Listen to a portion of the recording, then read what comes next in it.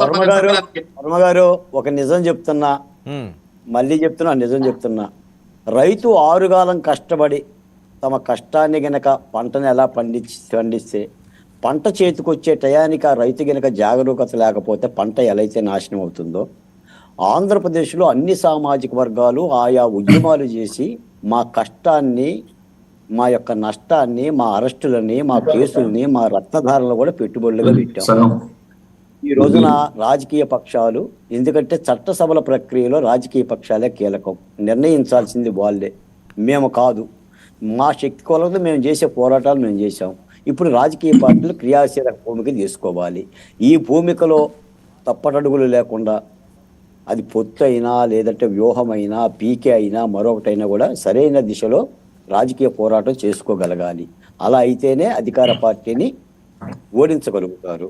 జగన్మోహన్ రెడ్డి గారు కూడా అంత ఆషామాషా వ్యక్తి కాదు. ఆయన ఏదో అలా తోసేస్తే పడిపోయే పెట్టకూడని నేనైతే అనుకోను. ఆయన వ్యూహాలు ఆయనకు ఉన్నాయి. ఆయన చేర్పులు చేసుకుంటున్నాడు, మార్పులు చేసుకుంటున్నాడు. నికార్సుగా ఆయన నా ఎస్సీ, నా ఎస్టీ, నా బీసీ, నా మైనార్టీ అని ఒక సామాజిక సూత్రంతో వెళ్తున్నాడు.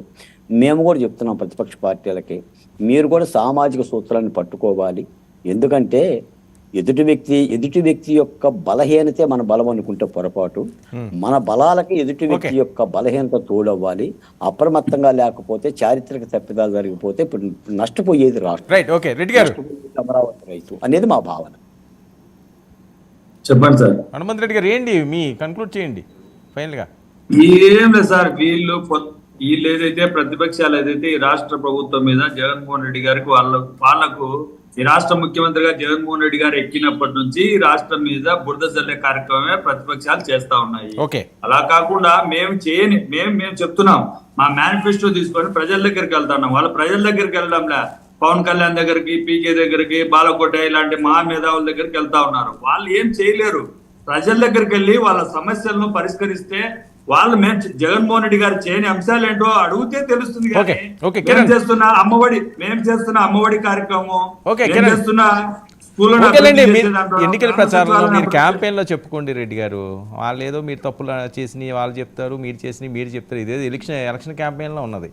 చెప్పాలి కదా సార్. నేను ఏమంటానంటే, హనుమంత్ రెడ్డి గారు 17 మెడికల్ కాలేజీలు అంటారా, ఎక్కడున్నాయో చూపించరు. మెడికల్ కాలేజీలు ఎంతమంది, వందల మంది మెడికల్ కాలేజ్. ఒక్క నిమిషం బా. ఎమ్మెల్యేలు ట్రాన్స్ఫర్ చేస్తున్నారు, మారుస్తున్నారు, లేకుంటే పక్కకు పంపిస్తున్నారు అంటున్నారు కదా. దానికి ట్రాన్స్ఫర్ అనే దానికి అర్థం ఏంటంటే, వైఎస్ఆర్ కాంగ్రెస్ పార్టీ మీద గెలిచిన 23 మంది ఎమ్మెల్యేలను తీసుకొని వాళ్ళకు ప్రమోషన్లు ఇచ్చి 4గురికి మంత్రి పదవులు ఇచ్చిన చంద్రబాబు నాయుడు గారు ట్రాన్స్ఫర్ల గురించి మాట్లాడితే సిగ్గేస్తా ఉంది. ఎందుకంటే వైఎస్ఆర్ కాంగ్రెస్ పార్టీ మీద గెలిచిన ఎమ్మెల్యేలను తీసుకొని వాళ్ళు ఏ విధంగా ఈ రోజు ట్రాన్స్ఫర్ గురించి మాట్లాడుతున్నారు ఏంటి? ఎప్పుడు క్లారిటీ వచ్చే అవకాశం ఉంటుంది? న్యూ ఇయర్ కా, సంక్రాంతికా? Very soon sir, very soon. కాదు, అది ఏమన్నా మూవీయా కాదు, పీకే గారి సినిమాయా? వెరీ సూన్ అనో లేకపోతే ట్రైల్ రైడర్ కన్నా అది సార్? అది కాదు సార్, అంటే ఎంత కేర్ఫుల్ విషయం లేనప్పుడే పబ్లిసిటీ పీక్ లో ఉంటుంది. ఒక నిమిషం, పవన్ కళ్యాణ్ దగ్గర విషయం లేదు కాబట్టి పబ్లిసిటీ. హనుమంత్ రెడ్డి గారు ఒక నిమిషం ఆగండి సార్. హనుమంత్ రెడ్డి గారు ఒక నిమిషం ఆగండి సార్. అజయ్ గారు ఒక నిమిషం సార్, ఎందుకు టైం పడతా ఉందంటే